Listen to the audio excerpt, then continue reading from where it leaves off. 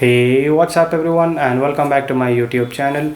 So my Galaxy S7 Edge just died. It started to show artifacts on the screen and suddenly the screen went black and that's it. It never booted up. Let me play the clip.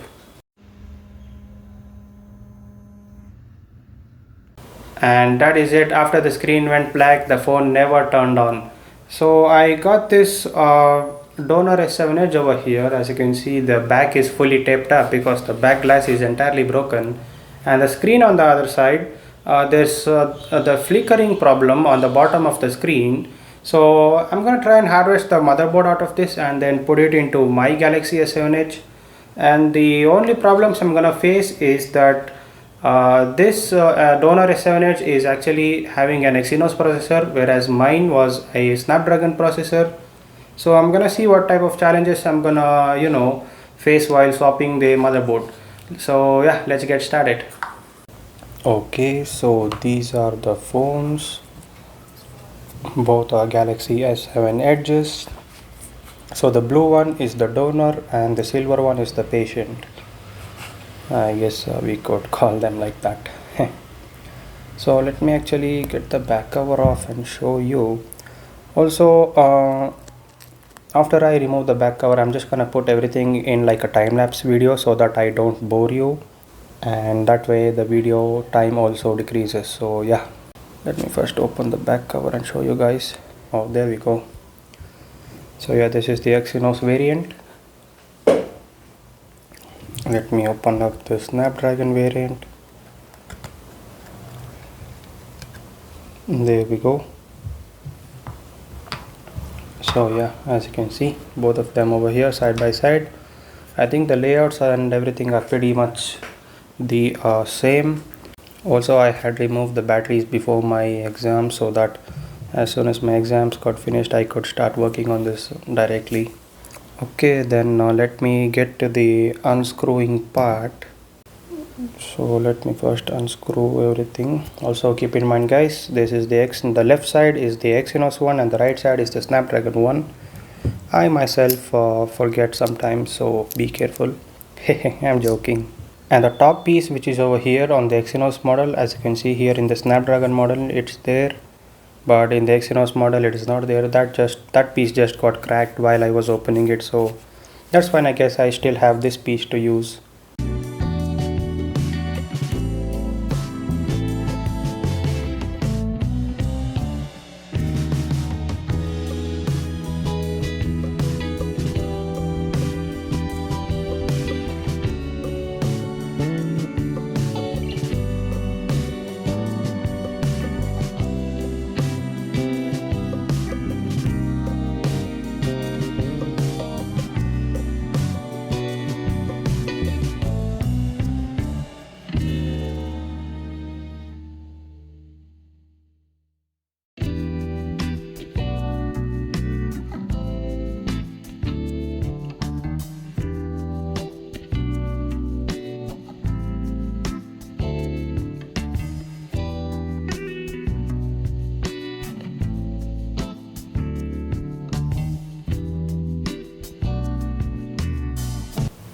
So yeah, looking at the NFC coil, they both look almost the same, the Snapdragons and the Exynos ones. As you can see, the contact pads and everything are same. There's actually a thermal pad over here, but there's no thermal pad over here, and the thermal pad across the small line. The contact pads are same, and yeah, so I think I can just use any one of this. So let's keep this to the side and take a look at the speaker. As you can see, so this is the speaker, the bottom part, and I think not much difference actually other than the naming. Oh yeah, I also have to make sure that the antenna lines match so that I don't lose signal. The only difference is in the Snapdragon model it's written N4 over here, A_N4, and also this one has written N4 on it. This has E4 written on it, and this also has E4 written on it. So are they like paired to individual models or something? I don't know, but everything else looks the same actually. As you can see, I think there's no difference. We'll see. We'll try to put in the E4 one inside the N4 body. Okay, so next up, let me get the motherboards out.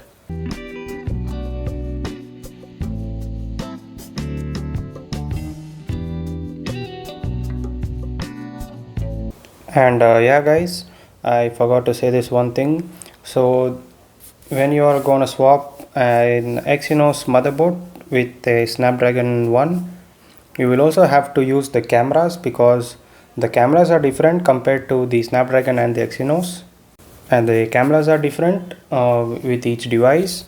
So the Exynos one has the Samsung ISOCELL camera sensor for the front and back camera, whereas the Snapdragon one has the Sony IMX sensor for the back and front camera. So if you don't change the cameras, then the camera might not work. So yeah, don't forget to change that as well.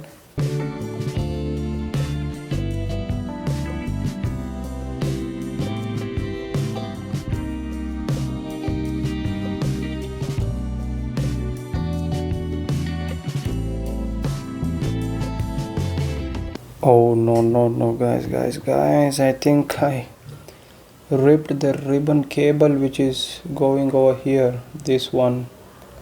Oh no, as you can see, the board is completely loose, and I can see the torn ribbon cable over here. No, this is going to the recent apps button over here. So that means there's been no recent apps light. I can't even use the button as well. No, what have I done? No. Okay, let's just continue. There's nothing that can be done to this. Oh,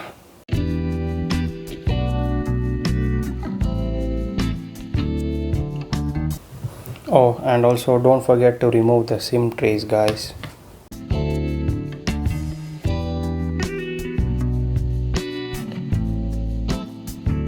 Also, once you get the motherboard out, don't just yank the motherboard out. If you flip the motherboard over here, as you can see, it is connected to the charging circuit board over here. So make sure to disconnect that neatly first.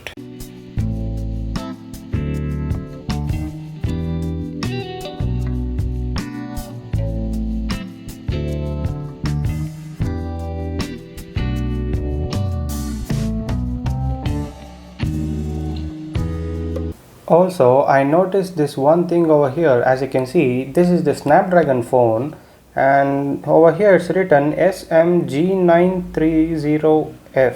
I don't think you can see it on the camera properly.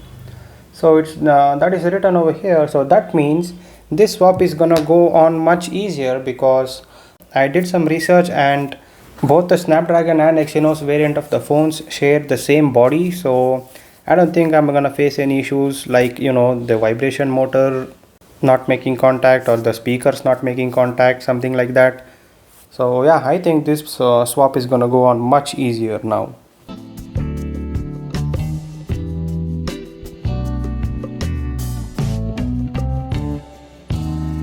Okay, so the Exynos motherboard is out as well.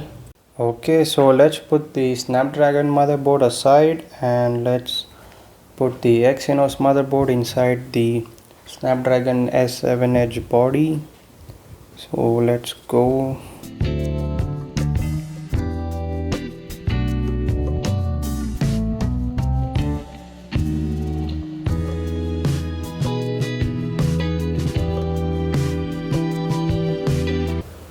Okay, so the Exynos motherboard is inside the Snapdragon body, I mean the Snapdragon variant's body, and it looks like all the ribbon cables are matching up. So this is the power button over here, it's matching over here, volume button here, display connector here, and the front speaker, the earpiece speaker, and the light sensors as well, and the camera, the front camera, and also the home button ribbon cable over here.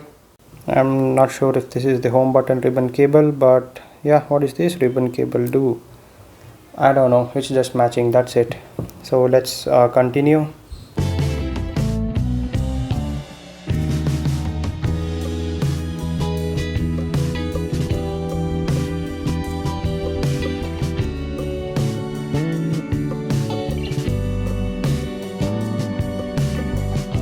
Also, I noticed that the signal wires in the Snapdragon model, there are three signal wires coming out. So the one is the red color, white color, and the blue color. But in the Exynos variant, there's only two signal wires which we need to connect over here, which is just the blue cable and the white cable. And looking at the motherboard, as you can see, the extra third cable goes over here from top to the bottom over here, and I don't know what does it connect to. And yeah, looks like we're just gonna have to connect the signal wires just how it was in the Exynos model and hope that we don't lose like network signal or Wi-Fi signal or something. Yeah, let's just connect everything up first and see. So I just noticed that the white signal wire is short, so I'm just gonna use the one from the Exynos model itself. As you can see, it's much more longer. So yeah, let's continue.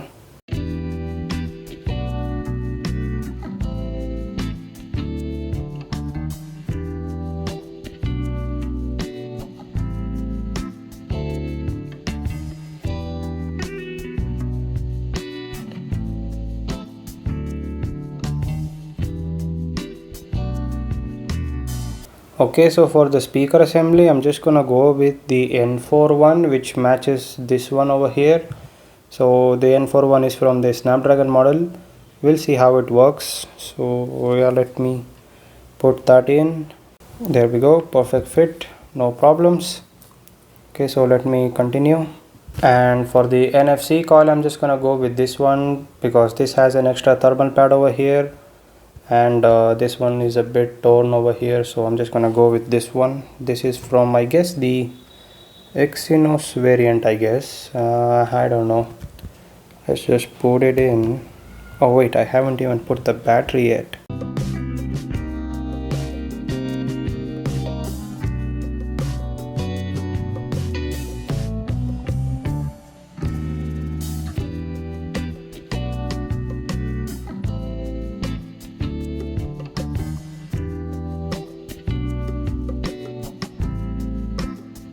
Okay, so I've plugged in the battery and I have installed the NFC/wireless charging coil. Let's see if this thing powers on. Okay, let's hope for the best. 3, 2, 1, and go. Oh yes, the phone powers on. So now we have to test everything. I'm gonna go to the service menu and then test everything. Oh, we see the Samsung boot logo.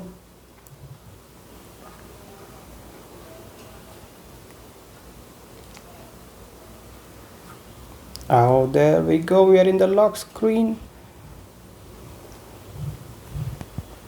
And oh yes, the touch is working. That's good. And yeah, sadly I ripped the recent app button ribbon cable over here, so that now no longer works. Only the back button works. That's one thing. So that's why I went to the accessibility settings and enabled this one. It's called assistant menu. So from here I can access the recent apps. So yeah, like that. And yeah, let's just test everything real quick. Okay, auto brightness is working.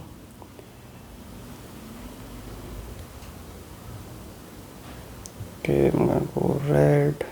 That's working. Green. That's working.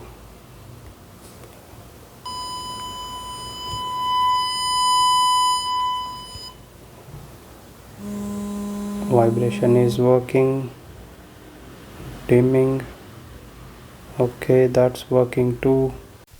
So from here my mic somehow got disconnected. It hasn't recorded anything after the dimming test, so I'm just doing a voiceover. So here we are testing the rear camera. As you can see, the rear camera and everything is working perfectly, and also all the sensors are working perfectly as well. So next we move on to the touch test.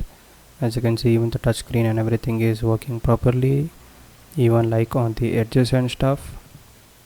There's no problem with a touchscreen. Next up was the speaker test, and there as well it was working perfectly fine. Also, I was just vibing to the song because the service menu test song was actually really good, like a concert song or something, I don't know. So that's that. Next up we move on to the buttons test. So as you can see here, I press the power button and the volume buttons, and even the home button and the navigation keys. And like I said, like I ripped the ribbon cable before, the recent apps button no longer works. It's just only the back button and the home button. And next up here we test the front camera. And yeah, here I'm just talking about how I accidentally moved the camera. And I think and this was another camera test. I don't know what is sub cc hdr auto. So yeah, that's one. I don't believe there's two cameras in this. So next up is the LED on the top, red, green, blue, everything was working fine. So yeah, and I think that's it with the test. Okay, I'm gonna pop in my SIM card and let's see. Okay, the bars just went blank. Signature done. Come on, come on. Oh, let's go 4G plus. I'm getting 3 bars out of 4. That's normal, I think, because I'm inside a building. And yeah, we even got VoLTE working. Oh, I didn't test a wireless charging, right? Wireless charging. Let me test that real quick. Oh yes, so wireless charging also works. That's good. So yeah guys, pretty much everything works, so I guess I can count this as a success. So yeah guys, that's how you swap a dead Snapdragon motherboard with an Exynos one, or if you have a Snapdragon motherboard you can swap that as well, but here in India it's very hard to source a Snapdragon phone. So yeah guys, so we have completed the swap. That's it for the video. I'll catch you in the next video. Thank you for watching. Please like, share and subscribe, and I'll see you in the next video.